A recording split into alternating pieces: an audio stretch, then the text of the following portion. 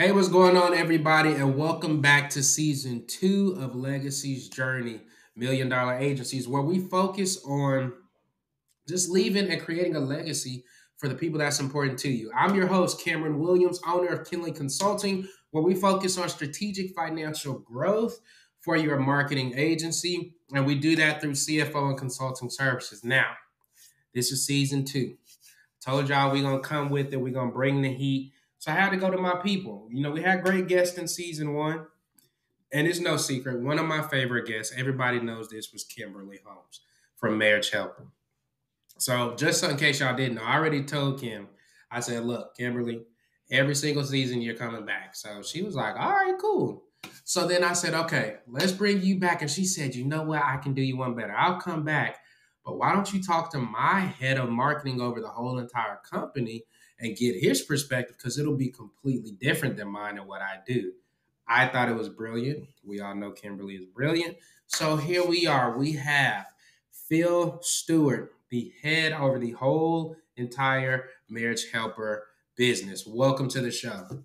Thank you for having me. Yeah, Kimberly is awesome. We're friends outside the work. That's how I got connected. But you got to hear her at an event last year, and she's a Yeah. great speaker. She's a great boss. She's a great friend. And I wouldn't be in this seat if not for her guidance, her counseling, her coaching, but also just that friendship we have. So happy to be here. This mission is too great for us not to talk about it. And I'm happy to tell your listeners more about it. Season two, that's phenomenal. Most people don't stick it out that long. So keep going. Keep And going, man. apparently, like, that's a thing. They're like, oh, if you make it to 10 episodes, that's like 80% of people quit. And if you make it to 20, 100%. I'm like, really? So, Yeah, it's crazy like that. We've been producing content. I mean, Dr. Joe, Kimberly's father, has been producing radio shows and content for over 20 years. It's changed over the days, but we publish regular content as well, and just that grind to do it. It's become natural for us though, and so the more you do it, the better you get at it, the more natural you are. So, congrats on season two. I can't wait to talk to your listeners about what we can do and what we've learned. all right. So, starting there. Now, quick caveat, y'all. I got this, what they call these things, medicine balls from Starbucks. Because unfortunately, my almost 2 year old tried to give me his flu. So I sound a little off. And, just like normal, especially when you got a little ADHD, I forgot to eat earlier.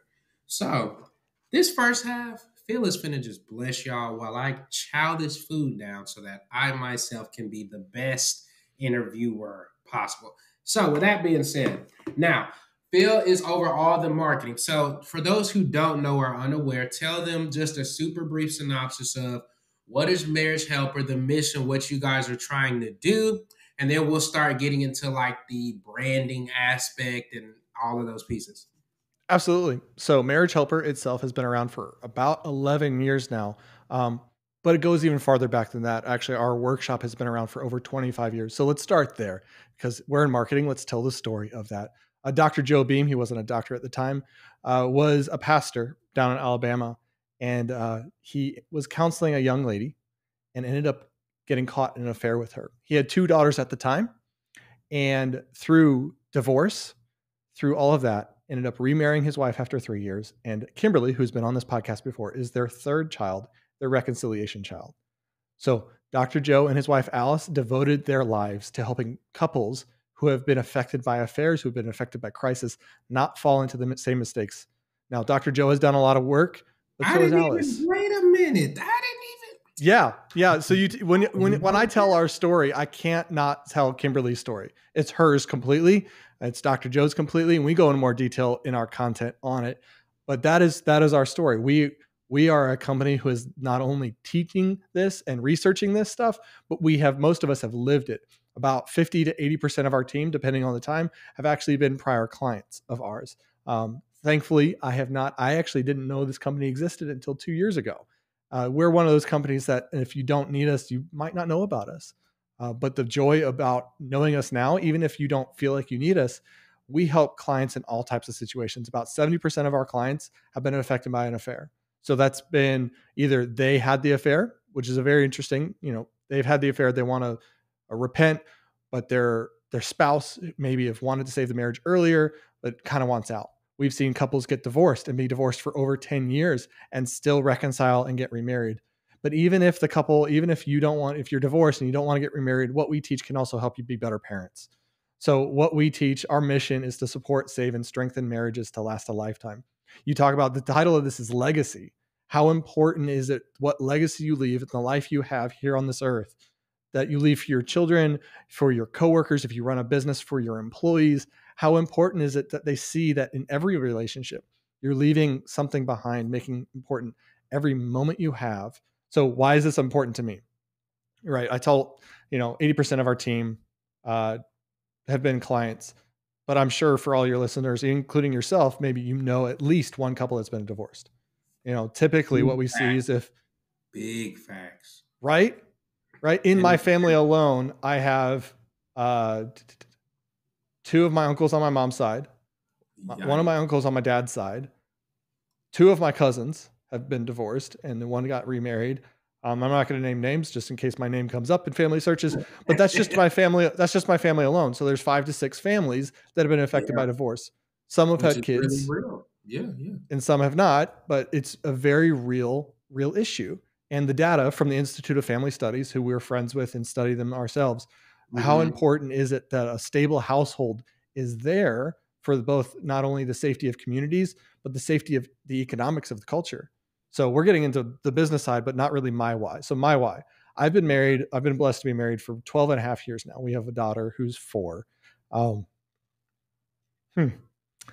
I met my wife in college. So while we have not experienced a crisis, we have had our crisis moments. My wife was born with half a heart. She has hypoplastic left heart syndrome with total situs inversus. It's a lot of technical terms. I just repeat it because I can't say it on the other. She has half a heart. She has a pacemaker. She couldn't have kids. During our time since we've been married, she got a pacemaker put in. Actually, not this month, but next, she actually will have it replaced. It's a little quarter-sized device. They're phenomenal. I forget how much goes into a medical life. But if we weren't secure in our marriage, there was a moment like I still have that fear. Like, what if she's not here? What would happen?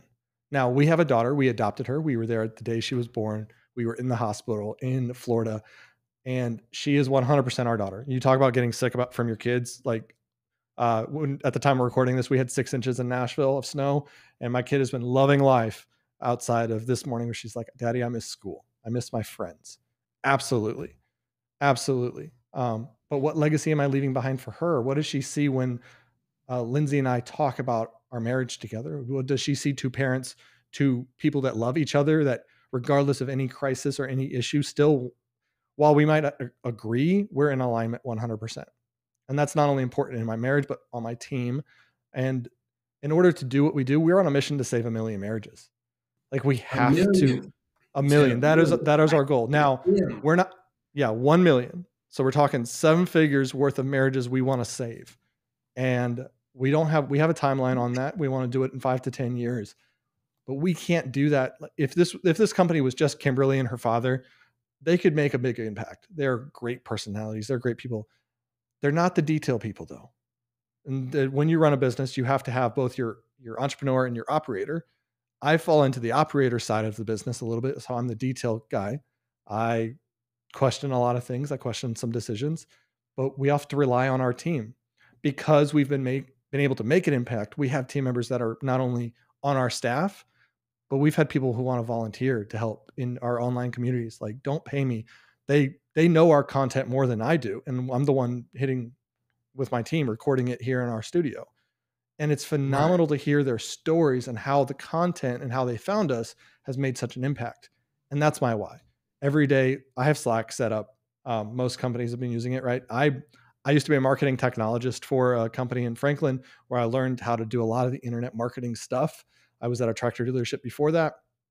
And every name that comes through our Slack channel that either they came through coaching or they joined our membership, or even if they signed up for a call with our intake team, every name matters to me because every name could be another marriage saved and should be. Man.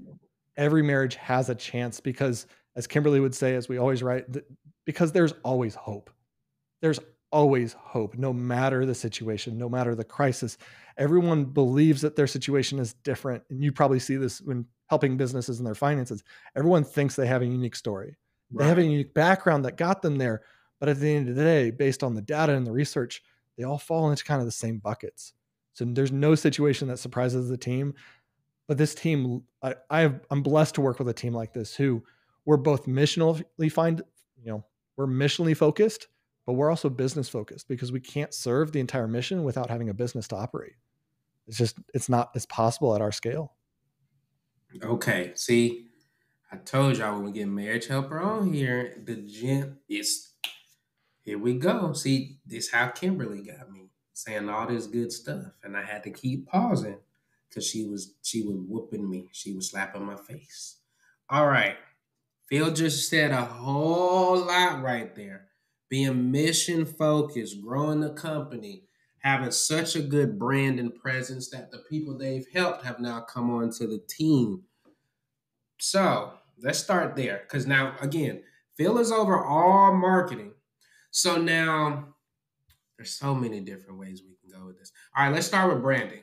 Because you said that there are people on your team that went through our program, got that help, and then wanted to come on and just serve.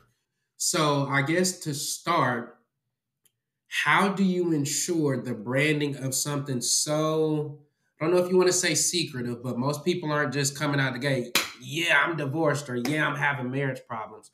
So how do you create the right type of branding to deal with something sensitive like that, to where people find you, A, and then B, say, yes, please come help me. They are willingly giving you their money if we're talking pure marketing terms.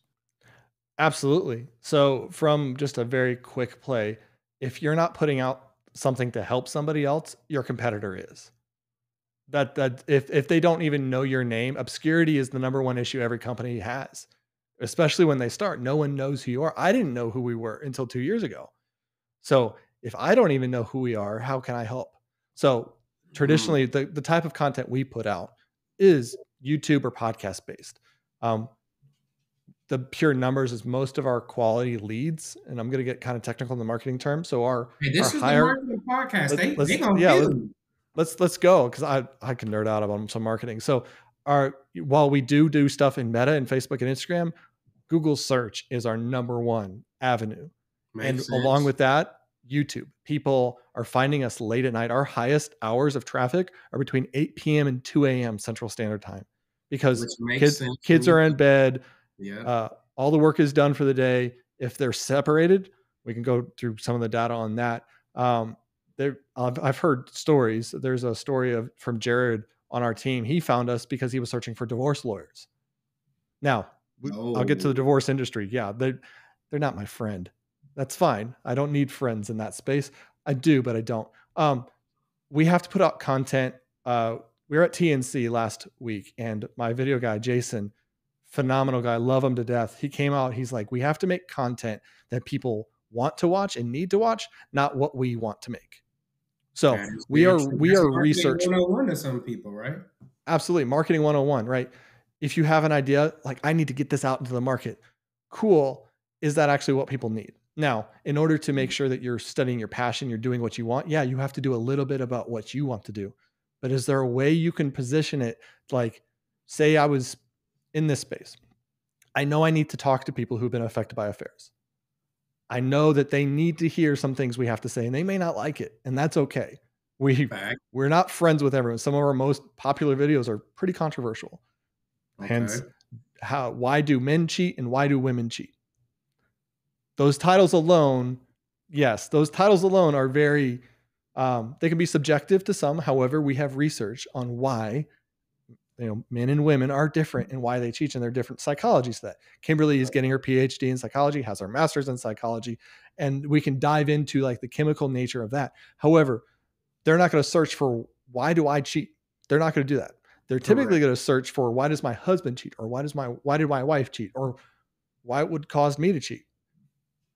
Google is such an amazing platform for, you know, starting next month, they're going to cut off some email information. They're taking away some data. Sure, fine. SEO is the long term play. And that's something we've messed up in the past.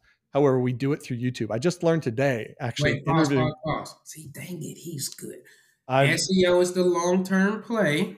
I want to make sure they heard that because a lot of people think, oh, SEO is not important or it's, oh, you have to wait 3 to 6 months, therefore it's not working. I want immediate ROI, so let me boost a Facebook post. The marketing director of a multi-million dollar company is telling you SEO is important. Continue.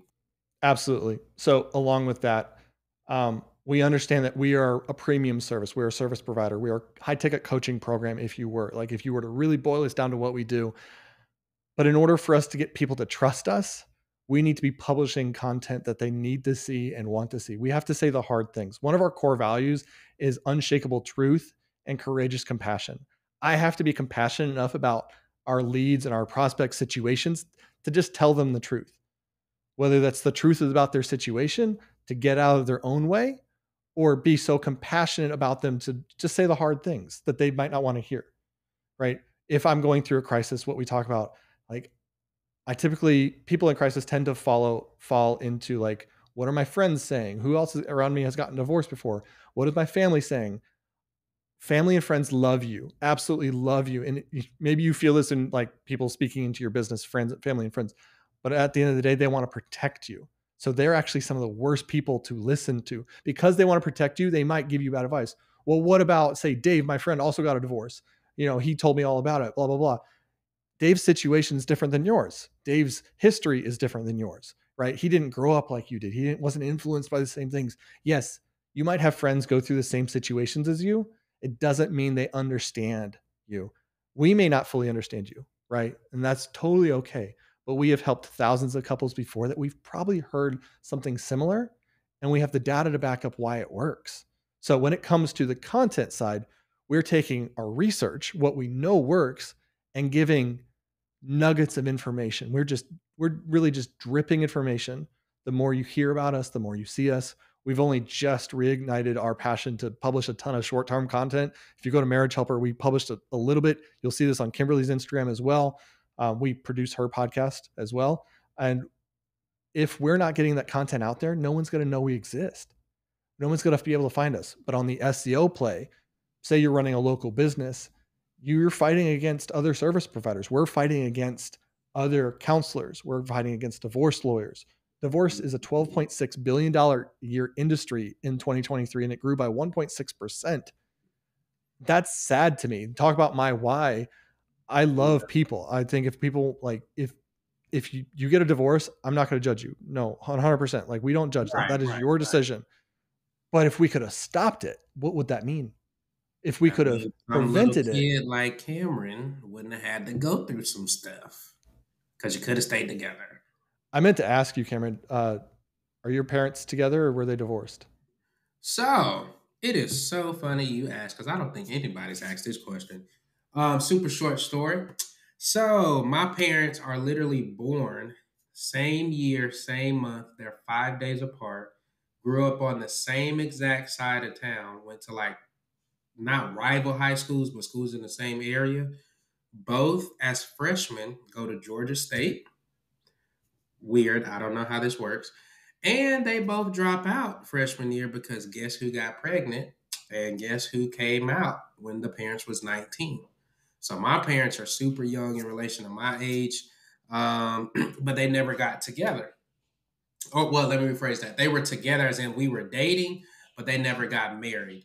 So I grew up, my mom got married to my stepdad, which that's a whole different story.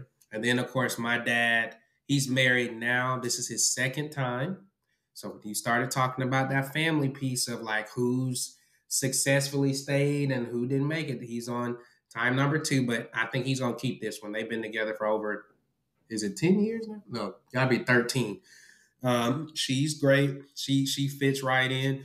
But there were so many conflicts because to your point, it's like, okay, this guy's not my dad, but he's here all the time. And then him and my dad, they couldn't really coexist. They always butted heads. Then my stepdad's telling me negative stuff about my dad. And then, of course, so it was this whole crazy thing. And I'm not going to lie, especially once I became out on my own at 18, I was like, man, what would have happened had they stayed together? Had they, I don't even know if there were any issues or like bad differences. I just think they didn't get together. And then that's when my stepdad came in.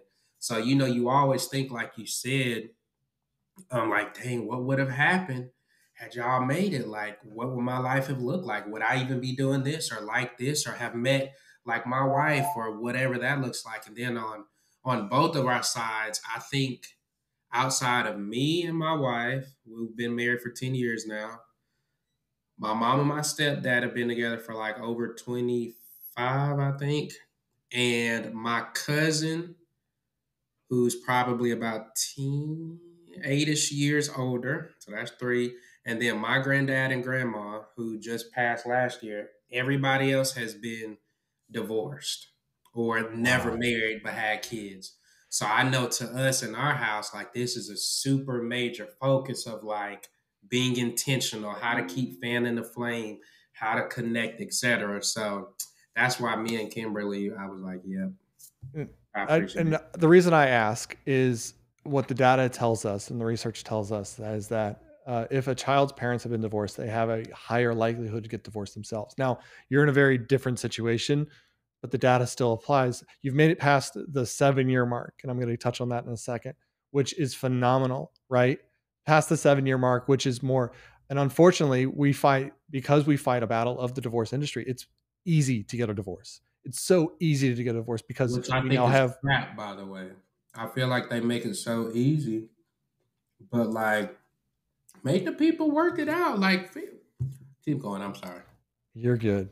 It is easy, and now we have no fault states. People who can now get a divorce without the other party even being involved. We had a lawyer, so we do workshops, and we see a lot of different people, right? We see people who've been married for 5, 6 years, all the way up to 50 years. We had a person in the workshop. His wife signed up for the workshop. He was there. He is a litigation lawyer. I don't know all what that means. I'm not in the legal space, nor do I give legal advice. He told our facilitator, and I was happened to be standing there. I try to our workshop building's right next door to our office, so I try to invite everyone in. It's such a wonderful time to see couples together, like going through this crisis. He told us that they have a divorce part of their business, but he won't work in it because there's too much money. Now, as a marketer, so I hear stories all day long. I hear stories from that. Now I can use that. How angry does that make you feel when you hear divorce lawyers are making too much money? Well, now I don't want to get divorced. I don't want to give you my money. Yes, we are a premium product. There are other people who may charge you $99 to give you like the one thing you can say to bring your spouse back. I'm sorry, that's a bunch of crap. Crap. That's Because if complete yeah, crap, yeah, right? no. We have the research and the data to show smart communication, smart contact is really the way to go. And even if one spouse wants out, there are things you need to do and things you need to own up to that you may not want to own up to, right? So we're dealing with we're dealing with an ideal client persona that like my spouse messed up or maybe I messed up. And so all we need to do is fix the one thing and then the marriage will go back to what it is. If you're going through a marriage crisis, fixing one thing is not going to, you don't want the marriage to go back what it was, because what it was created the problem. Yeah, it wasn't working. So how do we get past that? So as marketers, we have to think, what are people thinking? How are they thinking? And when are they thinking it? We're recording this on January 17th, a week and a half ago.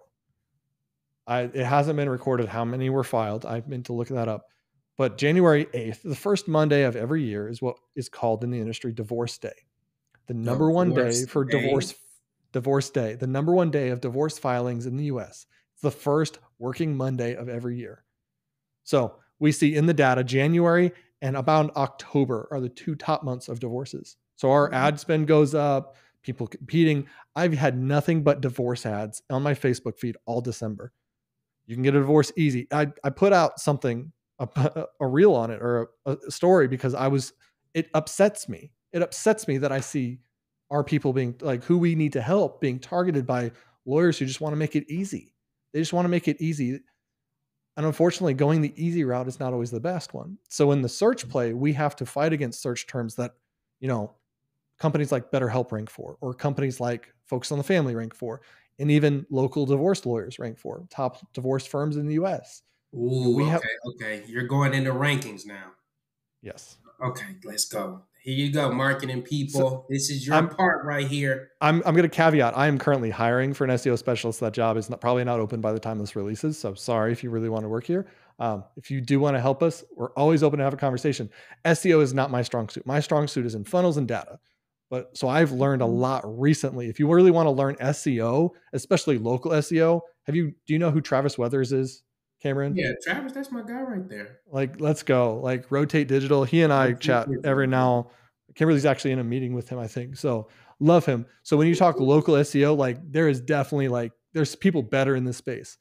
But when we talk about rankings, now we rank for certain terms that most of your listeners would never think to search. They wouldn't search them until they learned us. Now, our top keywords are actually our brand keywords.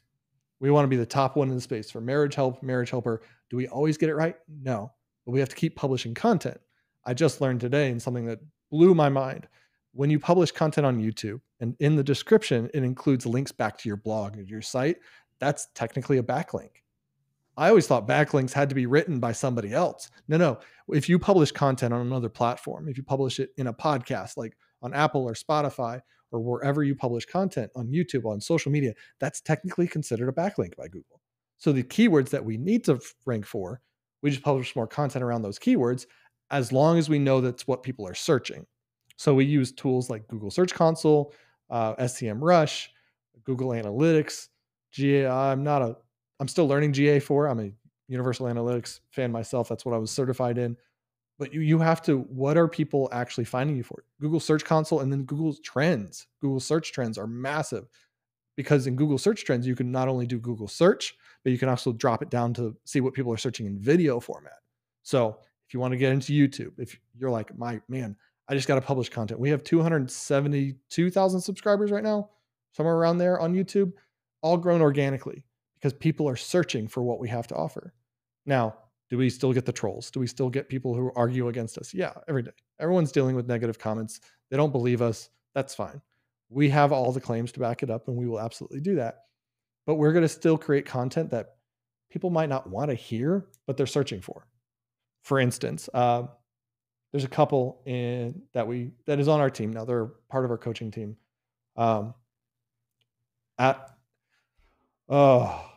It's hard for me not to get emotional and talk about these stories. So This is your bear with episode. me. So if you want to cry, you want to shed a tear, we It'll got happen. Support, all right? So this couple was with the team before I was, but their story is still fantastic. So Ren, and this story is all public on our YouTube channel. Yeah, all public on the YouTube channel. I have to mentally check it.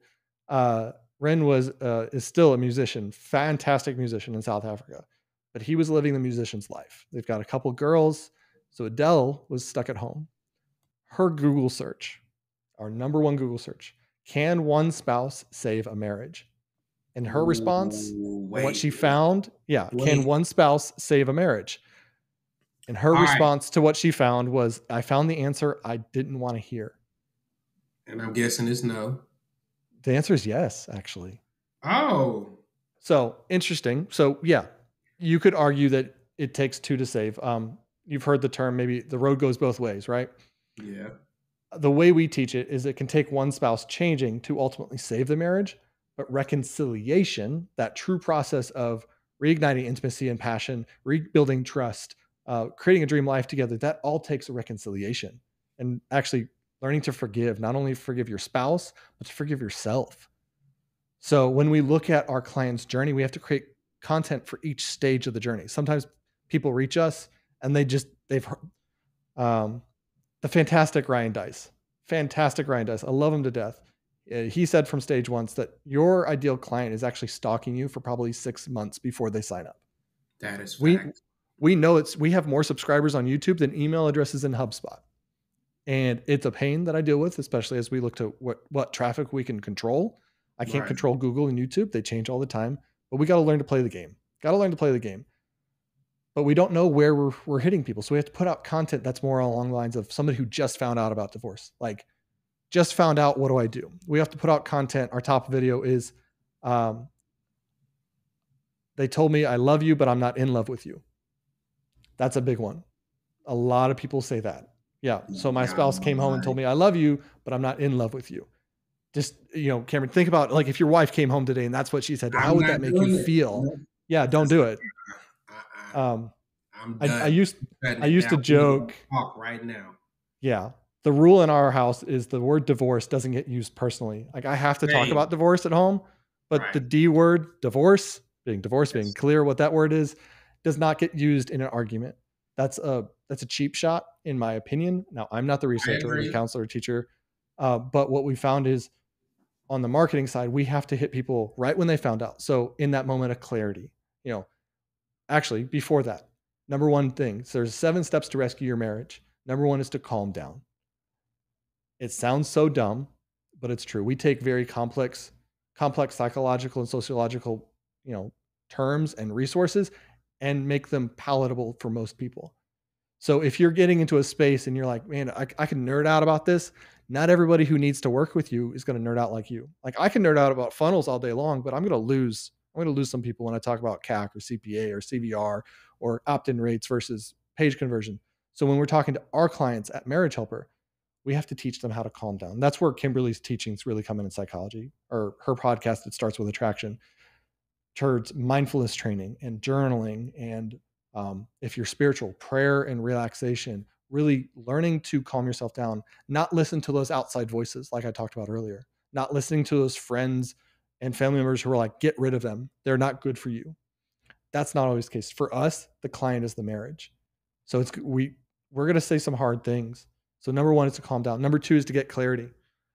The best story I have for getting clarity is uh, one of our volunteers out in California. I'm going to save his name, but his wife ended up in an affair with another woman, and he started getting really upset. His wife sent him a text from another conference that said, "How do you know you're in a controlling relationship?" And she circled almost everything on that card because of him.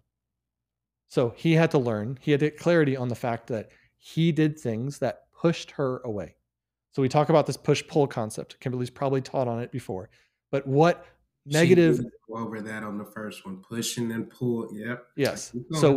we have to talk like that. How are people going to search those terms? So how did I push my spouse away? Or why did they run off with that other person? Well, we have to say that courageous compassion of what we do is we have to call them out.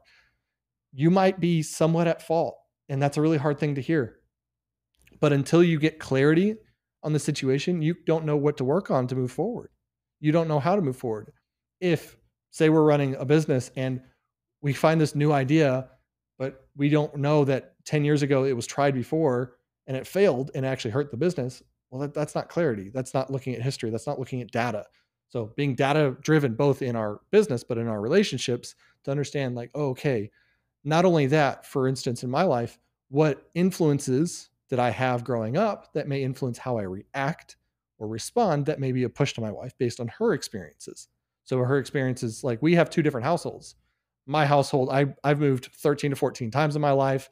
My dad was in the military, but then he went into the consulting world. My wife grew up in the same town her whole life. We lived there for 10 years when we first got married. Like she knew everybody in town. I had to change friends every few years. So I'm an extrovert. I'm an introverted extrovert in the sense of I have to make new friends fast. I'm super trusting really off the bat. My wife takes time, and that's okay.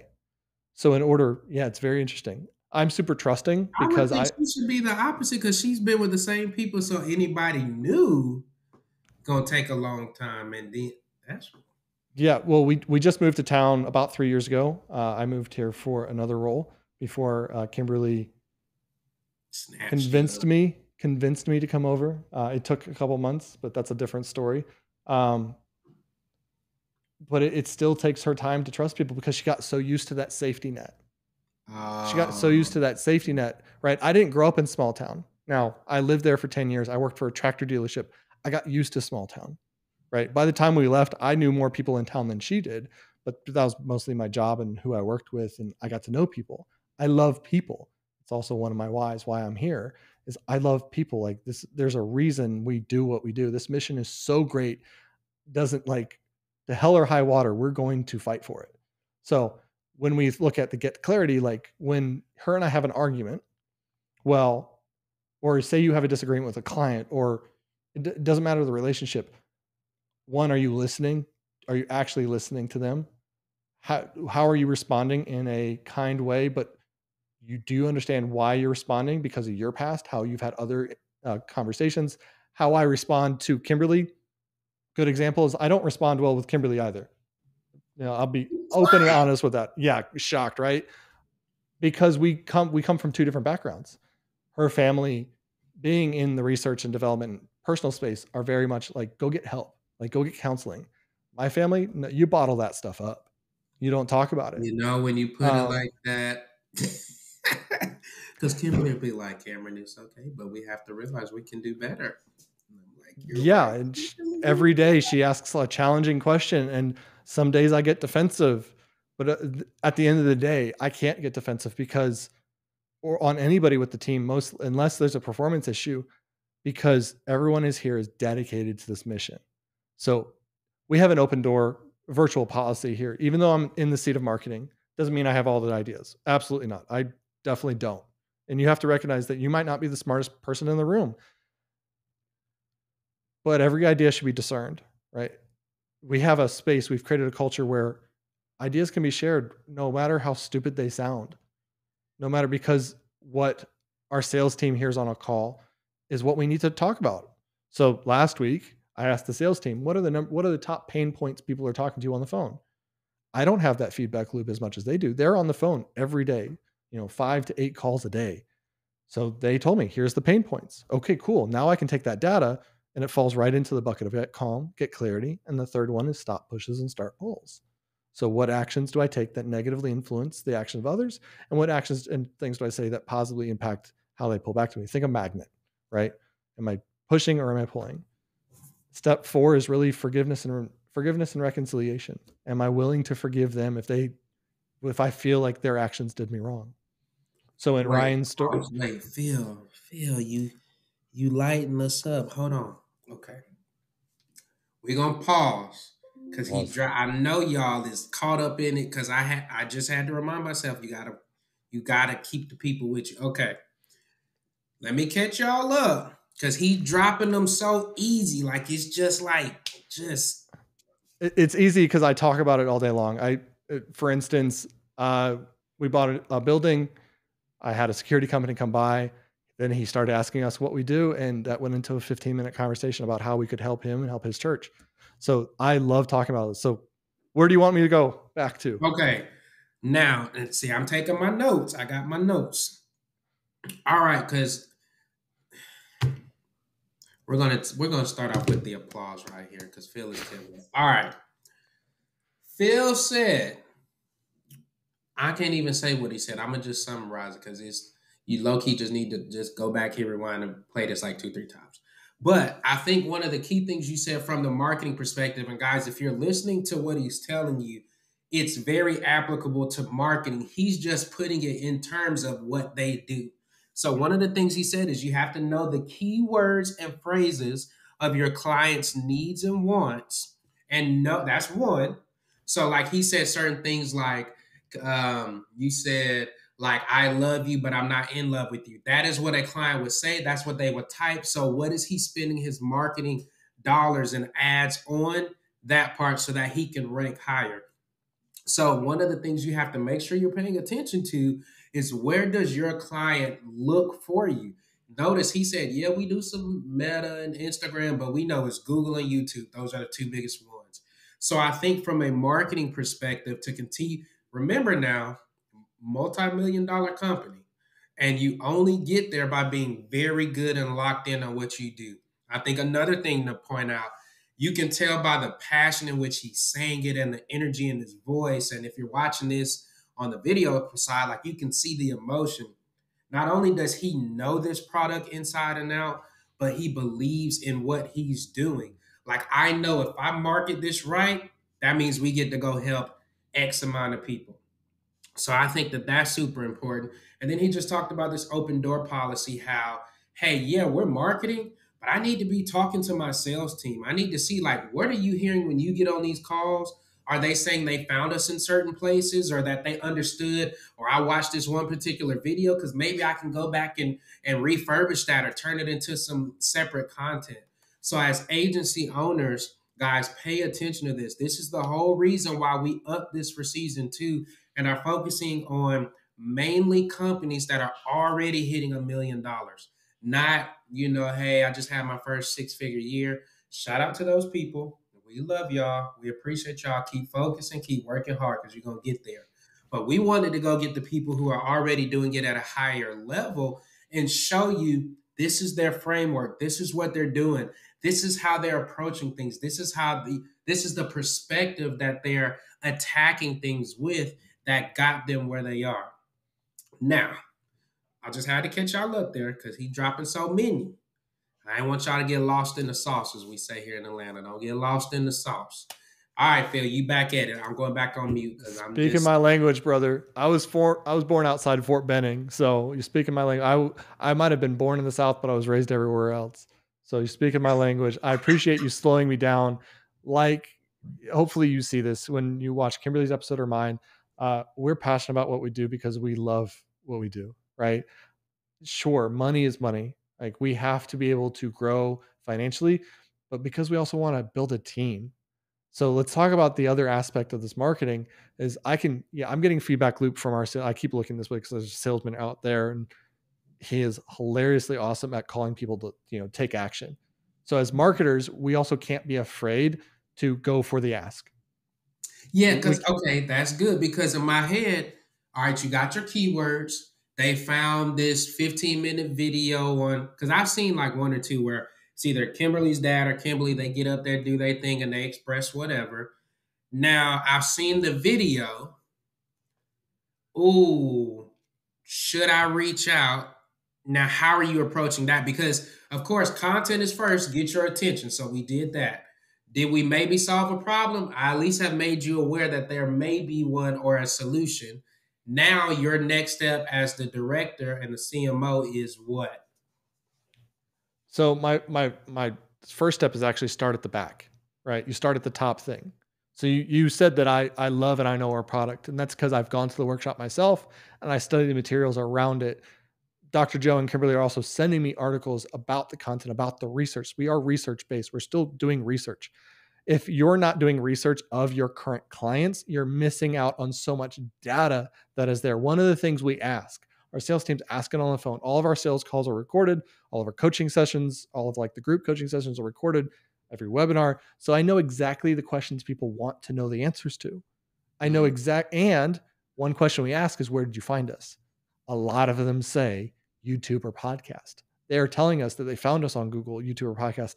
What I then, as I take that data input, which could be false, so we're going to take that for what it is. That's human input, and then cross-referencing it with Google Analytics and say, are they actually coming from here? Now, because we're on a platform like YouTube, sometimes it's a little hard to know which piece of content they came from. It could be from the video that only has 1,000 views, but that video is still powerful for that person. We had to put it out. Or it could be from the video that has 1,000,000 views. And how we do that is by tracking. Now, UTMs are great for that. They're not perfect. 100% not perfect. They break all the time, especially as we look at how Google Chrome is changing to take away cookies and take away tracking. But we have to use multiple points of data. Now, is it perfect? I had a mentor, Dane. He runs the marketing for Taylor Welch, the wealthy consultant. He once coached me, and I worked for him for a season. I have to be able to make a decision with about 70% of the data, and I got to be confident Oh, in it. Yeah, use that nugget. I don't You're like that not as a CFO. I don't like that because I okay. need all the As a data. marketer, yes. As a CFO, you want all the pennies to be counted, Oh, okay. 100%, Because I was right? like, what? But as a marketer, because the data, and especially because the technology and the data and how we track things can change so quickly, sometimes I have to make a gut call. Sometimes I have to test and make a gut call based on about 50 to 70% of the data. Is it because sometimes the data is not clean? Mm, Sometimes the data is not clean. Unfortunately, you probably know this going through people's books, how that is people track their expenses over time. Reminds not me, I got to true. put all my receipts in for an event I just went to. Please do it. Yeah, I will.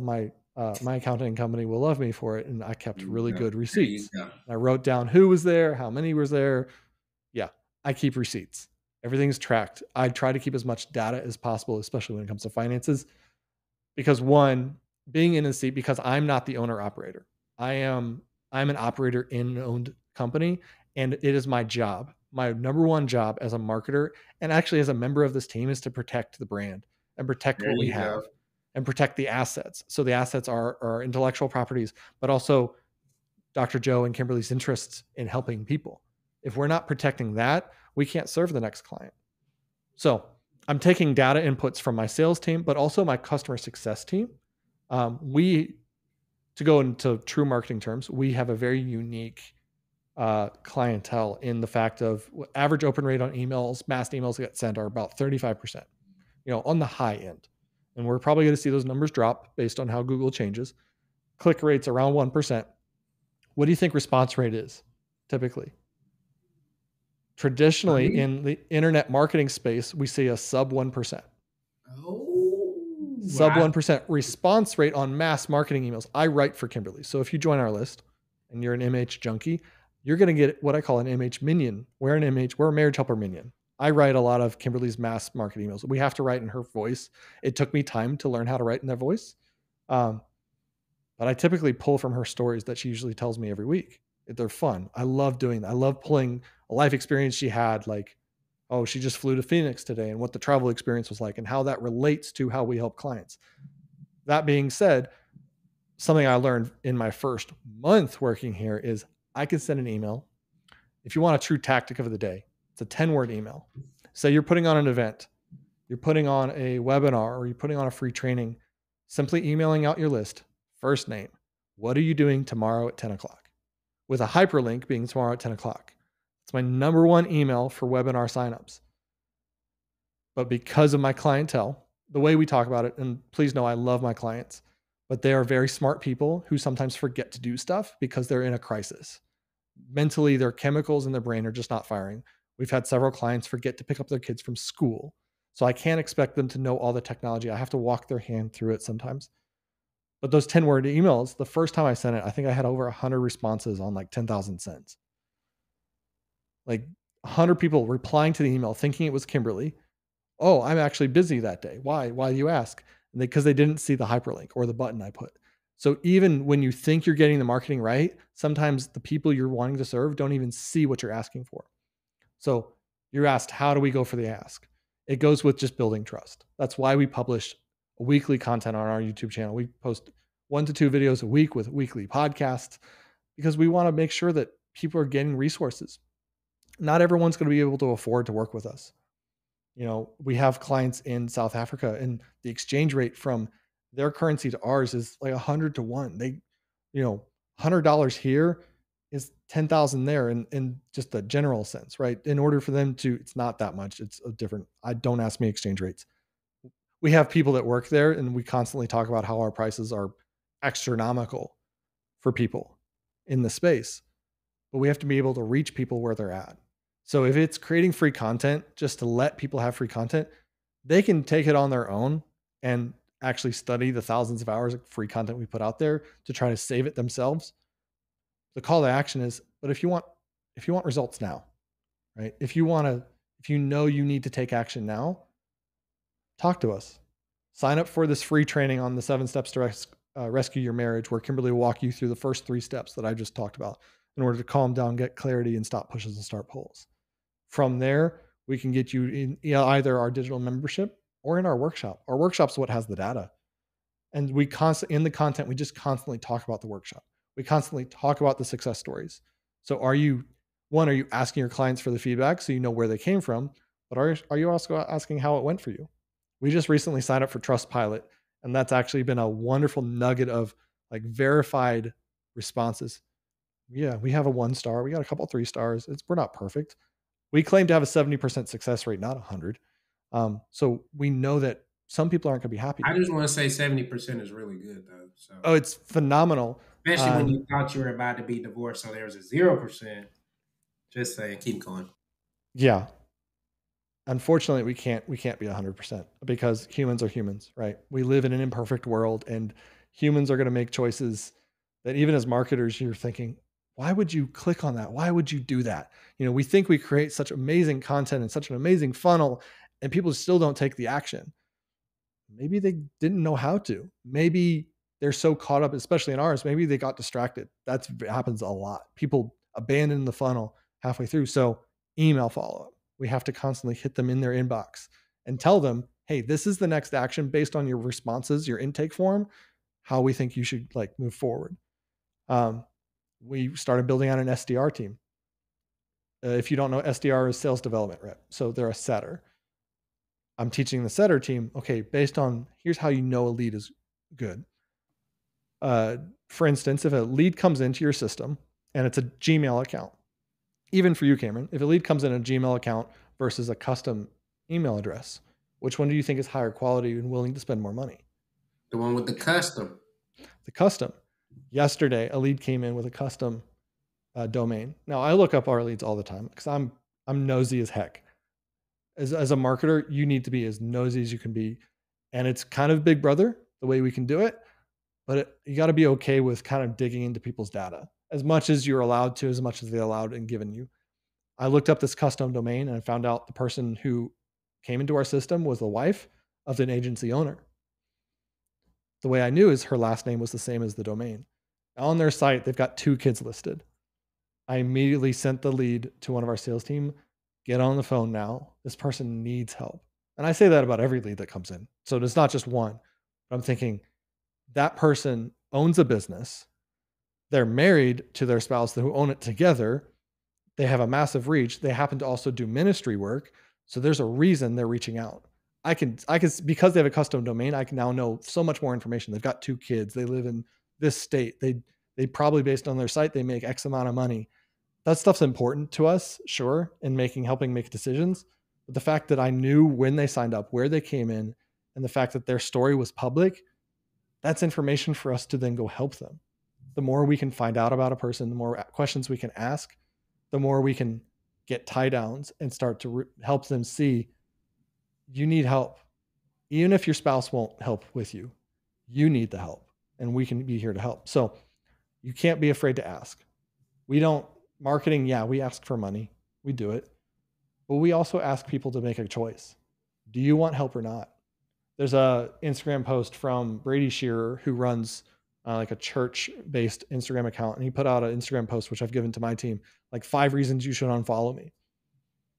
It's a very direct, right? It's a very kind of like, oh, why would a church person put that out? Or why would a marriage helper put that out? I've got one written. People might not want to hear it, but it falls into our core values of courageous compassion. I'm going to be courageous enough to tell you to take action. Because somebody, like, if you're going through a crisis, get help now. Now, if you're going through an abusive situation, if you have medically been diagnosed and aren't seeking treatment, you need to get that help first. Like, please get that help now. If you're in an abusive relationship, call and get help now. If you are diagnosed with a medical condition and are not seeking professional help to get that taken care of, please go seek help. These are the people we can't help today because we don't know how we're going to influence. And we know that our research will only hurt you if not done through the right channels, right? We can't save everyone, unfortunately. I want to save everyone. From the missional side of that, our goal, like I said from the top, is to save 1 million marriages. Yeah, this is where I'm ready for right here. Are we okay with seeing are we okay with our success rate going down to save that many? And the answer is probably, to a certain point, right? Traditional counseling has about a 35% success rate if done over 8 months, and it's specific type of counseling and therapy, and I can't repeat it off the top of my head. Not all counselors are bad. Don't hear that. We love marriage counselors. If done right, marriage counseling is an amazing tool for helping a marriage stay healthy and move forward. But we've also heard stories of counselors after one session meeting with clients, oh yeah, you should divorce him. That's not something you're going to hear us say. Yeah, we've also heard pastors in private we've had clients come to us like, I went to my pastor for help and, oh, you should get divorced. You should never get married. One pastor or one counselor said, oh, your Myers-Briggs aren't compatible. What does Myers-Briggs have to do with anything with that? So we're also dealing with people who are speaking into relationships that also need the help themselves. So we're fighting an uphill battle. Well, I heard my counselor tell me this. Okay. They can say whatever they want. They're certified in whatever they do. That doesn't mean they're right. Being a marketer, I take I love license plates. I've being lived in multiple states and multiple countries. I love license plates. I never lived in Missouri. However, Missouri's license plate is the, trust but verify. Wait and see. As marketers, that's what we need to do. Okay, now I took this data from my sales team, I've taken it from my clients. I need to verify it myself to a certain percentage. Even clients, they sometimes like, here's what I need help with. Okay. Well, tell me about the reason I asked you about your parents. Tell me about your story. Tell me about your experiences. Open up more. What questions can I ask? What content can I put out that will open somebody up enough to let them trust me? There's one other content on how people trust. It's called the Google Zero Theory. I heard this from Ryan Dice last year at a mastermind event and heard it replicated on stage just this last week. It's 7, 11, and 4. If you don't know this, please look it up. I'm not the perfect person. 7 hours, 11 pieces of content in 4 different locations. So it takes somebody 7 hours, 11 different conversations, and 4 different locations to ultimately trust somebody to the fullest amount of trust they can. So for instance, for me and my wife, 7 hours of conversations, that's 7 different dates, an hour long, 11 different conversations over those 7 hours. That's very possible at 4 different locations. That means we met at a coffee shop. We went to Denny's one night. Actually, our first time out, we went to Steak and Shake. That was really funny. Or it was serving together at chapel at college, right? 4 different locations. For a marketer, for me, that is a YouTube video. Now for us, 7 hours is not hard. We have lots of hours of content. 11 different pieces of content, easy. That can be a blog, that can be an email, that could be a podcast, a YouTube video, 4 pieces of content. That's email, or 4 different locations: email, YouTube, phone conversation, a text message, you name it. We can go over 4. But that combination of 7 hours, 11 different pieces of content in 4 different locations will only help increase the opportunity for somebody to become a lead and ultimately a client work with us. So you ask why we do so much free, why we produce so much content. That's why. Because we don't know what piece is going to trigger somebody to come in. We produced 2 pieces of content recently that actually our sales team were interviewed here in the studio with Kimberly. They just told stories that they heard on the phone. The more we can tell the client stories, people can start seeing themselves in other people's stories that we've been able to help. So stories like a client who literally took a month to come into the workshop. Oh my goodness, this story, and I forgot her first name. I'll butcher it if I try. She was on the phone with our team probably for a month.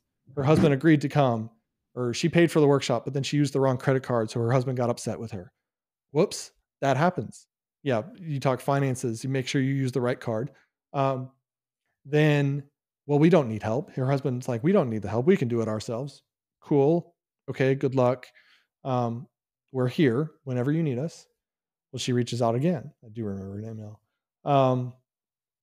And she's freaking out, absolutely freaking out. Doesn't know how to do it. She wanted to use a different card, but her husband declined it, like got rid of the card. She then found a family member willing to pay it forward, willing to put the investment into their marriage. They came to a workshop recently, and her husband looked at her the first day and said, "We should have done this sooner." So sometimes when you believe in something, you have to fight for it. When you believe your marriage is worth it, you have to fight against all odds to make sure it happens. Those are the stories we want to serve and we want to tell. And we're hashtag team you until that happens. Like, we are on our client's team, even if they don't believe in themselves. Wait. Okay, so just to make sure, because see, I'm so caught up in like all the stories. Make sure we keep the people on the marketing side, because I don't want Yeah. y'all to think like, oh, this is the because Kimberly gonna come and do the Yeah, main. Kimberly does so on the marketing side. How can I get feedback? Kimberly will go to a workshop. Hey, I heard this story. For instance, this last weekend, I thought I was stupid for wanting to save a marriage. You know what my next subject line was? Do you think you're stupid? Have you had friends and family members tell you that you're stupid for wanting to save your marriage? Talking exactly how clients are telling us that they've heard. That's why he's telling y'all the stories, because what he really trying to tell you is all his copy is the stories. He Yeah. just switch out the names, make some slight changes, or he'll combine two or three. So I'm keeping y'all focused, because if y'all like me, I'm sure y'all seen my face on some of this by now.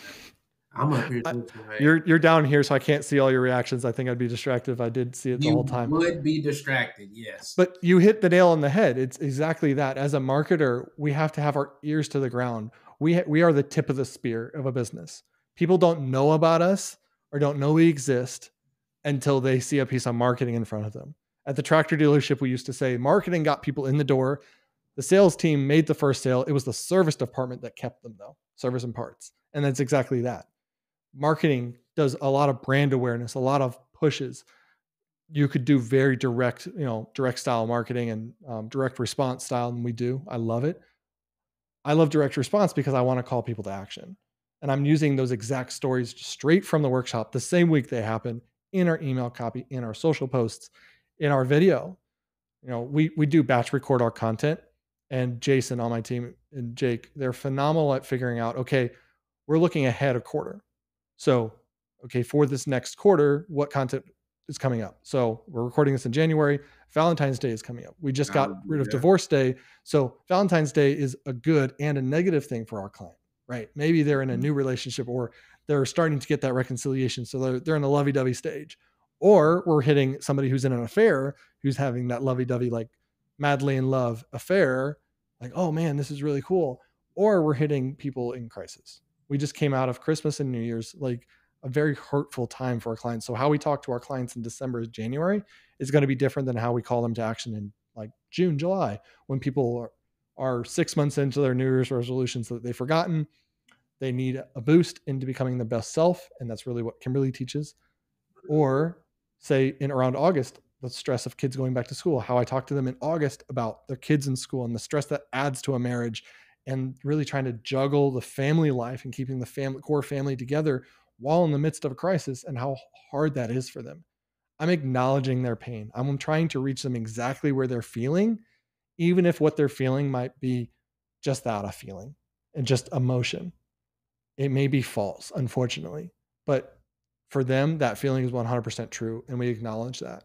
Like how they feel is 100% how they feel. I can't control that, but we know how to get them out of that feeling, to feel hopeful again, to feel like they can do that. So marketing has a purpose of talking to their pain and hitting the pain point, but then immediately just slowly scripting it through story and through content of, but it can look like this. You can go from this to this because, hey, check out Jamie's story and how she was able to go from this type of marriage to this type of marriage.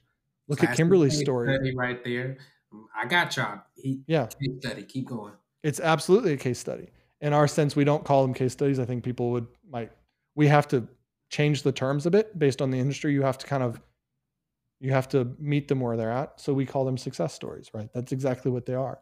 If you look up Scott and Ruth reconciliation stories on our YouTube channel, they got married. She got a green card, came to the United States, ended up multiple affairs. The kid, she ended up having somebody else's kid. Scott loved her enough to stay married and want to make it worth. And it took them coming to the workshop, not once, not twice, but 3 separate times for her to realize, oh, he does love me this much. He's willing to invest in our marriage to this level to, oh, I see how he has changed, how he is not controlling, how the things he is doing are actually pulls when I had this exterior pull that's stronger. So reaching people's stories and teaching them our language. As marketers, we tend to talk above our clients and talk above our prospects sometimes. We think they're smart enough to know what we're talking about. So when I talk pushes and pulls, you now have to go look that up. I can tell you the rudimentary, I can tell you what limerence was, but until you understand that, oh, that's the madly in love kind of part of love. Oh, that's what that means. So I have to, in my onboarding sequences, in the initial indoctrination sequences, I have to start teaching them the terminology. And we do this in our content where every time we bring up a term, we do try to reference what it means or another piece of content around that, because we can't explain ourselves every day. But we've put out so much content around training our clients to learn to speak and listen to us a certain way that then they start to trust us. Oh, they're not only asking me for money, they're willing to teach me before I even pay them a cent. They're willing to show me that it's possible without keeping it behind a paywall. Do we Okay, have so stuff? the Do we have importance stuff behind a paywall? Yeah. of education, making sure you're using the right lingo, or being willing to spend extra time to teach them your lingo so that they feel a part of something bigger, the community aspect. Okay. So one piece of content that we don't do right now, but we're working towards. We were going to do it Monday, but we have to, because of the snow, we have to redo schedulings for recording. We love call-in shows. We haven't done a call-in show in years, or YouTube Live. Our next YouTube Live, I don't know when that's going to be. We're literally going to just answer chat. We're just going to give back. Joe and Kimberly's time is so valuable to not only them, their families, making sure their families are safe and healthy, because that's important to us, but also to our clients who are, they're asking for the time and they've scheduled the time with us. Kimberly and Dr. Joe and what our team believes in is we are here to serve anybody we can. So putting out that free content and the educational and answering some pretty hard questions, because what we find out, and this is a feedback loop, is when you put out free content, people are going to ask the same questions over and over in a different way. Be willing to say, hey, that actually was answered here, but you have to get over what you think is your question. It's really this question here based on what you've said. So making sure we're educating, right? A good YouTube video is a hook, education, and a call to action. We spend a lot of time in the educational side. Sure, we hook people quickly in the first 30, 40 seconds. Podcast, you can kind of take a little longer of a hook.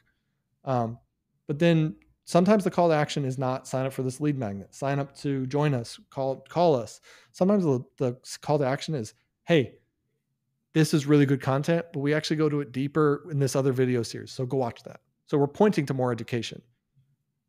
People value two things in life: their time and their money. We ask for a lot of time before we ask for any money of people. Okay. So then, what do you think has been your best investment into the company to date? Now, it can be a thing, it can be we got huge ROI when we did this. What would your answer be as the CMO? Oh man. And we invested in our sales team. Honestly, like when we look at the numbers of the business, I'm a sales minded marketer. I love sales. I absolutely love what our team gets to do, but we completely turned around the sales team in the last year.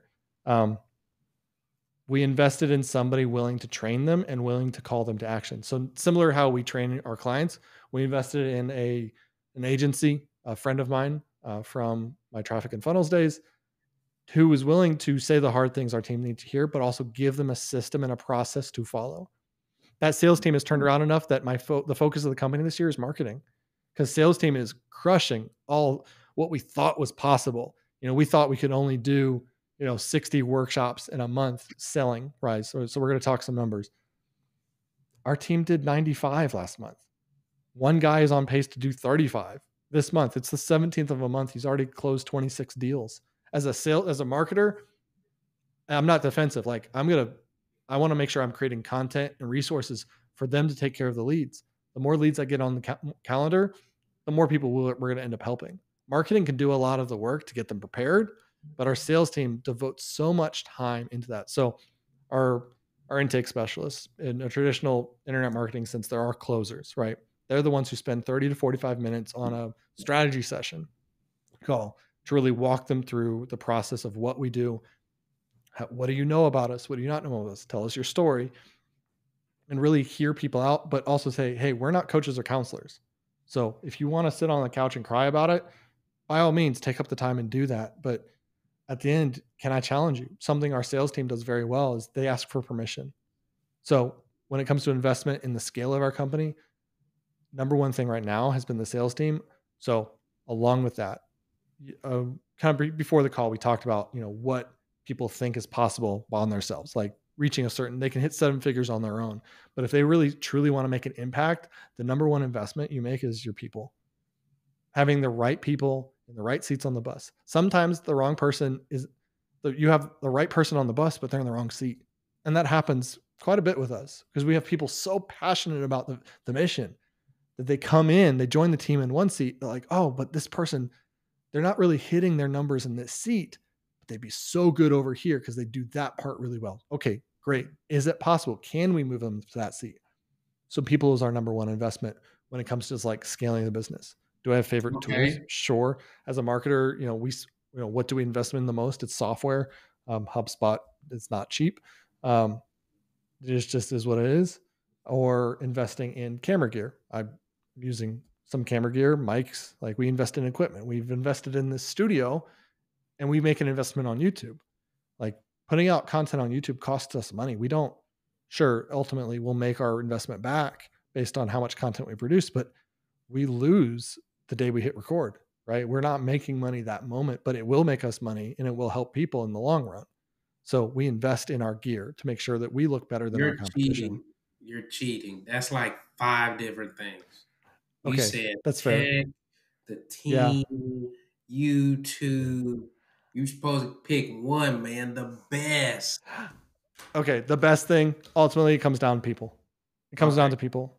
That's what it comes down. At the end of the day, if we're not investing in our people, one, we're a relationship company. We have to invest in our people to a certain like we got to make sure that they're good and that they have the tools they need to get their job done.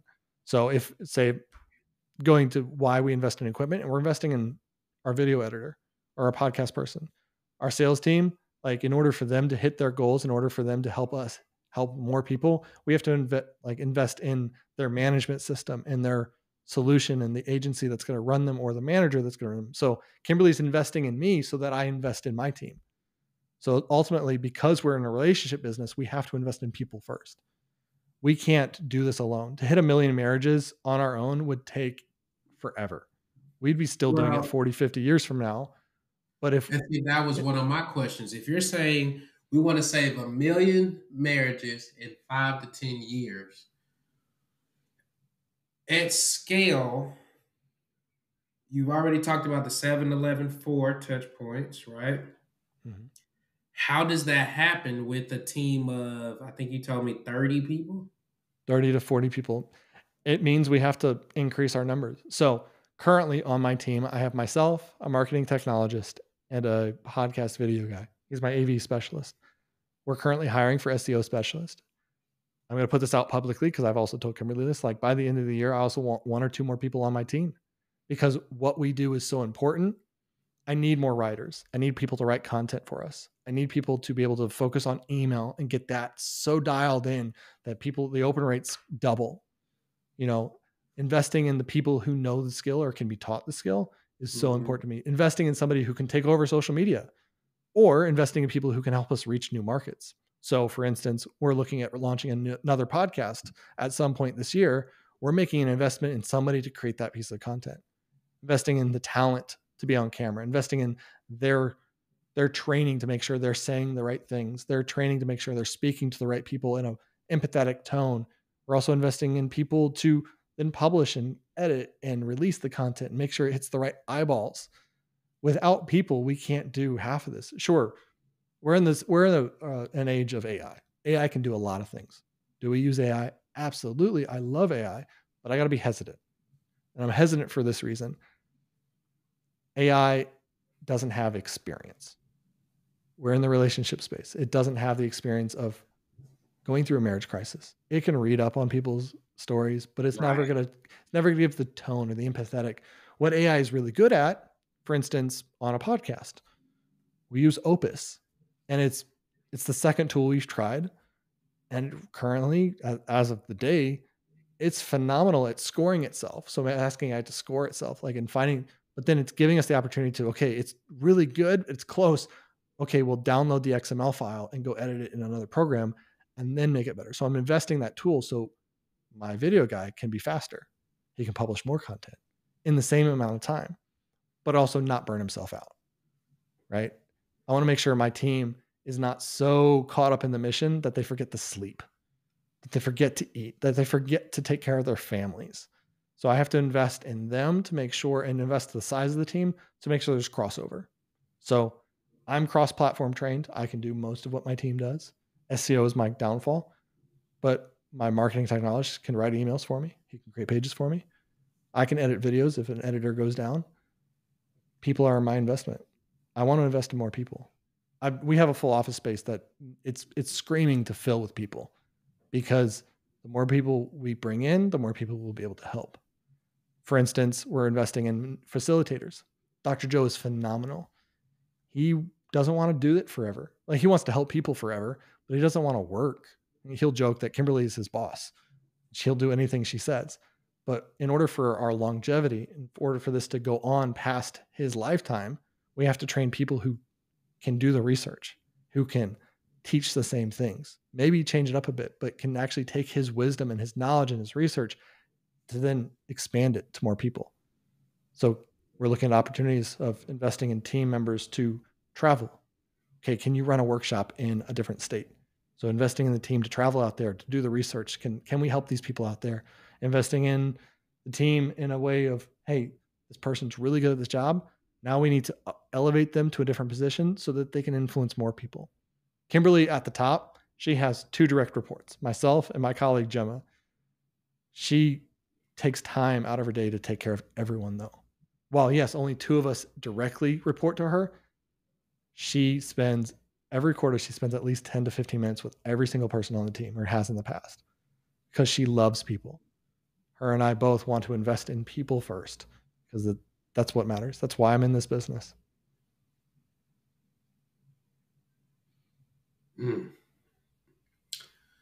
Well, that was a lot. I told you you could have the time. Totally. So this was fun. This was a lot. Is there anything I need to add clarity to?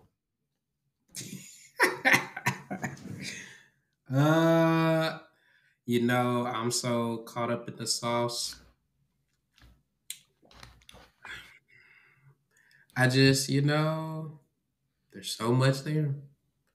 I hope that the audience, you guys can see what he meant by when he gets into a story. He's not just telling it to tell a story as if he's the marriage counselor. He's telling you the story to give you the data so you can put together the data points of, see, we had to get all this story in, which is what's giving us the copy, or because I know what's going on at these different webinars or at the different trainings, this is what's giving me my copy.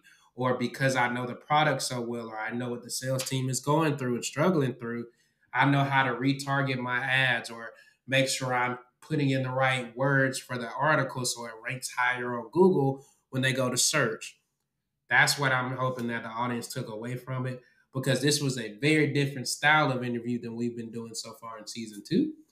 We pretty much just went all off the top, no script. So, yeah, you could give me a script. I asked you for talking points. You're like, oh, we're going organically. And that's what I love. that's what we did. And so, like I said, I got a lot from it. I think for me, being in professional services, it's more so making sure you're using the phrases that your client would use. Like I just keep going back to, like, I love them but not in love with them, or can one spouse, like, we know those are very specific questions that only your target market is going to ask. And you know that you've done the research, you continue to research. I love that part. Not just being okay with, well, we're in home services, because that's a popular niche for a lot of agencies.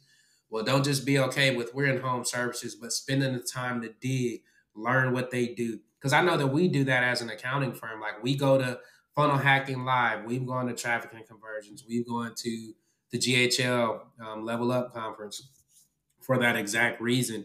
And it does end up setting you apart because you can go a lot deeper. So, with all that being said, we're gonna wrap up. Tell the people, if they want to connect with you, or maybe they want to apply, or maybe they, most importantly, need the resources or need the help. Where do they go? Like, what social media platforms, or what's the official YouTube channel or the podcast? How can they get in contact with you or Kimberly if they want you guys to speak, and whatever else you want to throw in there? Sure. You can clip this out. I haven't created that page yet, but I have that idea of the page. All right. So to find Marriage Helper on social media, we are at Marriage Helper on all channels. So that's youtube.com/Marriage Helper. That's where we publish all of our videos. All of our podcasts are there. Facebook at Marriage Helper, Instagram at Marriage Helper, TikTok at Marriage Helper. TikTok's a fun one. It's not, yeah. TikTok is there to get reach, brand awareness, more people we know. I love TikTok. It's addicting, unfortunately. If you wanted to find our podcast, so wherever you find podcasts, look up Relationship Radio. Dr. Joe Beam and Kimberly talk about relationship radio, relationship issues and marriage crisis issues, not only crisis, but enrichment stuff every week. Like that drops every Wednesday at midnight Wednesday. Wow, that was a terrible, I'm a marketer. I'm terrible at selling my own podcast. So if you're wanting to find us on our podcast platforms, search Relationship Radio on Apple Podcasts, Spotify, or wherever you listen to podcasts. If you're wanting to learn how to become your best self, I highly recommend Kimberly's podcast. It Starts with Attraction. It can be found the same way, either on Apple Podcasts, Spotify, or wherever you do. Also, her YouTube channel, where we've been growing an audience there. So all of our podcasts are recorded here in this studio. It's fantastic. So find her at youtube.com/@KimberlyBeamHomes. She is at Kimberly Beam Homes on Instagram. If you want to follow me, I don't post a lot, but I'm at PHLP Stewart on Instagram. My last post was literally a post about business, about this. So if we want to get into the data of that, you can hit me up there. If you want resources and you want help, if you need help in your marriage, or you want to connect with me or Kimberly for a speaking engagement, please go to marriagehelper.com/Phil. That's marriagehelper.com/PHIL. You can find everything there. All right, marriage helper is the key. It starts with attraction and relationship radio. Those are your main things, and of course, Kimberly Beam Homes. If you forget all of that, I'll make sure it's all on that page at marriagehelper.com/Phil.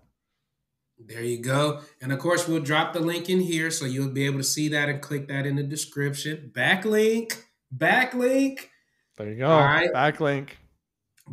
So hopefully you guys enjoyed this. I think, you know what, Phil? You have the honor of now being the longest podcast episode we've ever had. Let's But I think go. it just organically, like, we got caught up in the sauce. I think I should also apologize for whoever has to edit this. So I'm sorry. Well, part of that's going to be me because I got to pick your clips. That's true. You could use AI to do that. We do, but you still got to pick which AI clips you're going to use. Yeah, I know. And some of them, it's like, let's move it to this part of this clip. And yeah. All right. Well, it's been fun, guys. I told you, season 2, we're not playing. You had somebody who is the CMO of a multi-million-dollar company that is strongly mission-based and mission-focused. And they're telling you with passion how they help get more people to their message, how they get their message out, how they're at the top of funnel. We're not here just when you're divorced. We're starting when the thoughts are starting to enter the mind. What are the phrases they're thinking about? What are some of the questions they will ask? What kind of resource would they look up to try to find? We want to be right there. They already know who their competition is. They know, hey, we got to beat the divorce lawyer. We're trying to not get them to be divorced. So we got to make sure if the divorce lawyer's showing up, we got to be right in there too. So being aware of the competition, aware of your ICA, their problems, their pains, what they want, what would they ask, search for, look for. Then, do we have anything there? It's not just good to do one piece of content or 3 articles, but we want to make sure there are plenty of resources, plenty of content, videos. We are hitting them on the email. We're hitting them on different platforms. We're diversified. So that way, if Facebook shut down, well, we got Google and YouTube. If YouTube, which we doubt is ever going to get shut down, it's fine. We still have Google, and so there are so many different things that I hope you guys were able to put together. I didn't want to stop him because he was in his flow. You know, he was in his thing, man. He was in his groove. So I didn't want to stop him, but I'm just hoping that y'all caught it all. Please, I know it's a long episode, but this is one that you send to your buddies that are other agencies. If you married, there's still some good stuff in there anyway about especially push-pull and about those different processes. So you can still get some stuff out of it from there. Tag somebody, share it. Phil, any last words before we let you go? The number one thing, especially if you're an agency owner looking to grow, don't give up. And there is always hope. There is always hope. All right, y'all. Stay safe. Take care of yourself. And until the next episode, take care of yourselves. Peace.